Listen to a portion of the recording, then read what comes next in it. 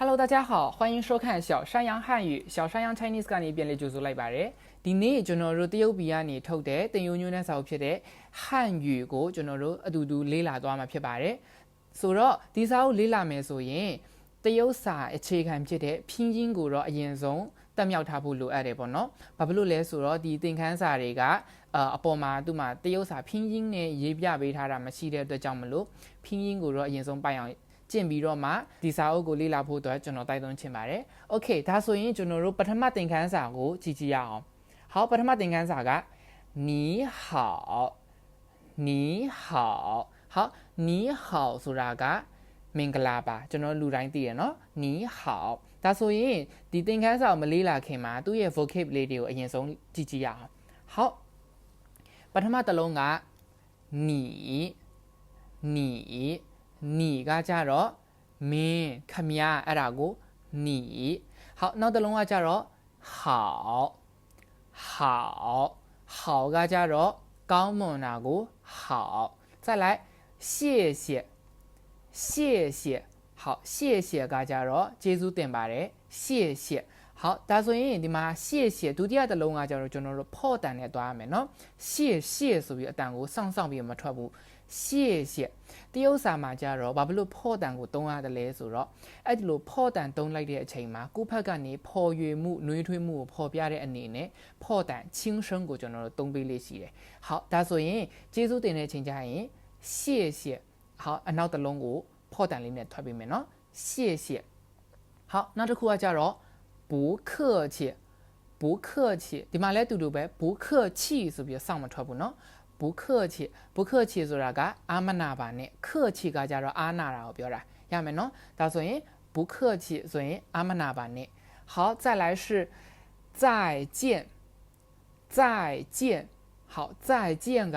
နောက်တစ်ခါပြန်တွေးမယ်ဆိုရင်再见အလွယ်ပြောမယ်ဆိုရင်တော့တတာပေါ့နော်再ဆိုတဲ့အဓိပ္ပာယ်ကနောက်တစ်ဖက်见ကကြတော့တွေ့ဆုံတာဒါဆိုရင် see you ပေါ့နော်နောက်တစ်ခါပြန်တွေ့မယ် see you again ဆိုရင်ကြတော့再见Okay နောက်တစ်ခုက老师好老師ကလူတိုင်းသိတယ်老師ဆိုရင်ဆရာသို့မဟုတ်ဆရာမ Okay ဒါဆိုရင်ကျွန်တော်တို့ဆရာမကိုကျွန်တော်တို့တီးတန့်တရုတ်ပြည်မှာဆိုရင်တော့တီးတန့်ခွဲပြီးတော့မှတကူးတကမသုံးဘူးပေါ့နော်老師ဒါပေမဲ့ကိုယ့်ဘက်ကနေတကယ် तू ကတော့အမျိုးသားဆရာပါ तू ကတော့အမျိုးသမီးဆရာမပါဒါအဲ့လိုမျိုးပြောချင်တယ်ဆိုရင်တော့男老师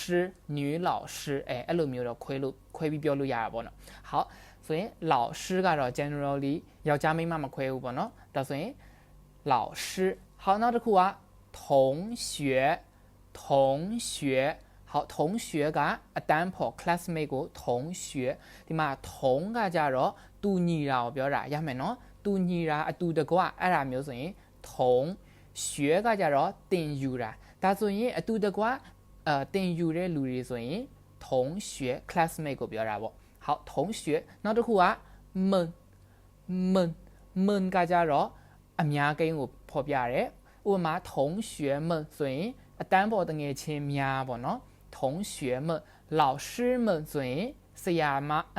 များအဲ့လိုမျိုးဆိုရင်老師們 Okay 好အဲ့ဆိုရင်နောက်တစ်ခုက小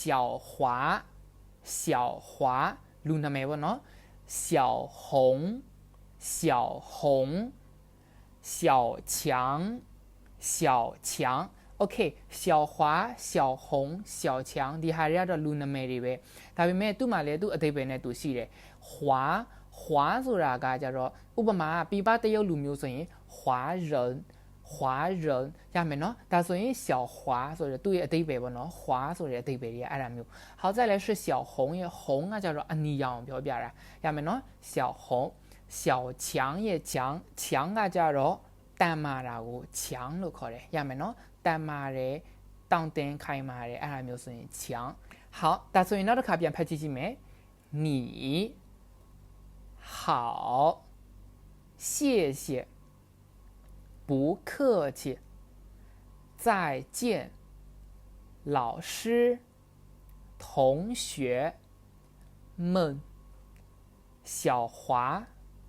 小紅小強 OK ဒါဆိုရင်ကျွန်တော်တို့သင်ခန်းစာရဲ့အရှိဆုံးတစ်မျက်နှာပြန်ကြည့်ကြည့်အောင်好你好你好谢谢不客气再见好နောက်တစ်ခါပြန်ဖတ်ကြည့်မယ်你好谢谢不客气再见 OK ဒါဆိုရင်你好ကမင်္ဂလာပါ好再来谢谢谢谢ဆိုရင်ကျေးဇူးတင်ပါတယ်不客气အာမနာပါနဲ့再见နောက်တစ်ခါပြန်တွေ့မယ်ရမယ်နော်ဒါဆိုရင်နောက်တစ်ခါပြန်ဖတ်ကြည့်ရအောင်你好谢谢不客气再见好ဒါဆိုရင်နောက်တစ်မျက်နှာကြည့်ကြည့်အောင်ဒီပထမတစ်ပုံကြည့်လိုက်မယ်ဆိုရင်小华နဲ့小红တို့ရဲ့ conversation လေးပေါ့နော်小华ကဘာပြောလဲဆိုတော့你好小红ကလည်းဘာပြန်ဖြေလဲဆိုတော့你好ဒါဆိုရင်ဒီမှာကြည့်လိုက်မယ်တရုတ်စကားမှာတယောက်က你好လို့ကိုယ်နှုတ်ဆက်တဲ့ချိန်ရရင်ကိုယ့်ဘက်ကနေလည်း你好လို့ပဲပြန်နှုတ်ဆက်ရမယ်ရမယ်နော်နောက်တစ်ပုံကိုကြည့်အောင်ဆရာမနဲ့小强နဲ့小红နဲ့Okay သူတို့၃ယောက်ရဲ့ conversation လေးမှာ小强နဲ့小红တပည့်ဖြစ်သူက老师ကိုဘယ်လိုနှုတ်ဆက်လဲဆိုတော့老师好老师好 Okay အမှ老师ကဘယ်လိုပြန်နှုတ်ဆက်လဲဆိုတော့同学们好同学们好ဒီမှာ老师好ခုနကတော့ကျွန်တော်တို့က你好နှုတ်ဆက်တယ်ဟုတ်တယ်နော်ဒါဆိုရင်你好ရဲ့你ကိုကျွန်တော်တို့က老师ဆိုပြီးတော့ကျွန်တော်တို့ပြောင်းပြီးပြောလိုက်ရုံပဲရမယ်နော်ဆိုတော့ဆီယာမကိုနှုတ်ဆက်ချင်တယ်ဆိုရင်老师好老师ကနေလေတပည့်တွေကိုပြန်နှုတ်ဆက်ချင်တယ်同学们好同学们好ဒီမှာ同学ကအတန်းဖို့ classmate ကိုပြောတာ们ကကြတော့အများကိန်းပေါ့နော်同学们好တပည့်တို့မင်္ဂလာပါပေါ့好နောက်တစ်ပုံကြည့်ကြည့်ရအောင်ဒီမှာ老师အမျိုးသားဆရာနဲ့小红နဲ့ရမယ်နော်ဒါဆိုရင်သူတို့ရဲ့ conversation မှာ小红ကဆရာကိုကျေးဇူးတင်ပါတယ်လို့ပြောတဲ့အချိန်မှာ谢谢谢谢ဒါဆိုရင်老师ဘက်ကနေအာမနာပါနဲ့ဆိုရင်不客气ရမယ်နော်ဒီဟာကတရုတ်စကားပြောတဲ့အချိန်မှာသူများကကိုယ်ကို谢谢လို့ပြောရင်ကိုယ့်ဘက်ကနေ不客气လို့ပြောဖို့အတွက်သူကတခါလေးတင်ပေးလိုက်တာပေါ့谢谢不客气好နောက်တစ်ခု小红နဲ့小华ကဆရာကိုတက်တာလို့နှုတ်ဆက်ခြင်းတဲ့အချိန်ကျရင်老师再见老师再见ရမယ်နော်ဆိုရင်ဆရာတက်တာ see you ပေါ့နော်老师再见အဲ့ဆိုရင်老师ကနေဘယ်လိုပြန်ပြောလဲဆိုတော့再见好再见ဆိုတော့တက်တာအတိအကျပြောမယ်ဆိုရင်နောက်တစ်ခါပြန်တွေ့မယ်ပေါ့နော်再见မြန်မာလိုအလွယ်ပြောလိုက်တော့တက်တာပေါ့ Okay ဒါဆိုရင်နောက်တစ်ခါလောက်ဒီစာမျက်နှာလေးပြန်ဖတ်ကြည့်အောင်你好你好老师好同学们好谢谢不客气老师再见再见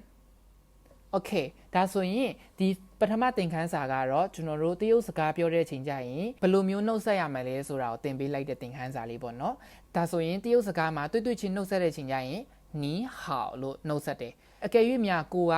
ဥပမာဆရာကိုနှုတ်ဆက်ခြင်းတယ်ဆရာတို့မဟုတ်ဆရာမပေါ့နော်သူတို့နှုတ်ဆက်ခြင်းတယ်ဆိုရင်老师好你ဆိုတဲ့နေရာမှာ老师လို့ပြောင်းလိုက်ရုံပဲရမယ်နော်အကယ်၍များကျွန်တော်တို့ကအပြင်မှာဒီ老师မဟုတ်ဘူးတခြားလူကိုကျွန်တော်တို့နှုတ်ဆက်ခြင်းတယ်ဥပမာကိုအဖေကိုကျွန်တော်တို့နှုတ်ဆက်ခြင်းတယ်爸爸好 Okay အမေကိုနှုတ်ဆက်မယ်ဆိုရင်လေ妈妈好ဆိုတော့အလွယ်လေးပဲเนาะညီကိုကျွန်တော်တို့ကကြိုက်တဲ့လူကိုကျွန်တော်တို့အစားထိုးပြီးတော့မှပြောလို့ရတယ် Okay ဒါဆိုရင်你好老师好同学们好 Okay ရမယ်เนาะနောက်တစ်ခုကကြတော့တရုတ်လိုကျေးဇူးတင်ပါတယ်ဆိုရင်谢谢ကိုဘက်ကနေအာမနာပါနဲ့လို့ပြန်ပြောချင်တယ်ဆိုရင်不客气好နောက်ဆုံးကျွန်တော်တို့ခွဲခွာတဲ့အချိန်ကျရင်နှုတ်ဆက်မယ် see you again လို့နှုတ်ဆက်ချင်တယ်ဆိုရင်再见ရမယ်เนาะ再见အကယ်၍များကျွန်တော်တို့ကဆရာတို့မဟုတ်ဆရာမကိုကျွန်တော်တို့ကတတလို့နှုတ်ဆက်ချင်ရင်老师再见အကယ်၍အဲ့ဒီနေရာမှာဆရာတို့မဟုတ်ဆရာမမဟုတ်ဘူးကျွန်တော်တို့တယောက်ယောက်ဥပမာ小红ကိုကျွန်တော်တို့နှုတ်ဆက်ချင်တယ်ဆိုရင်小红再见ရမယ်နော်小花ကိုနှုတ်ဆက်ချင်တယ်ဆိုရင်လေ小华再见了ကျွန်တော်တို့နှုတ်ဆက်လို့ရတယ်好ဒါဆိုရင်ကျွန်တော်တို့ဒီနေ့ရဲ့သင်ခန်းစာလေးကတော့ဒီလောက်ပါပဲကျွန်တော်တို့နောက်လာမယ့်သင်ခန်းစာတင်မှာပြန်လည်ဆုံတွေ့ကြမယ်感谢您的收看我们下一期再见拜拜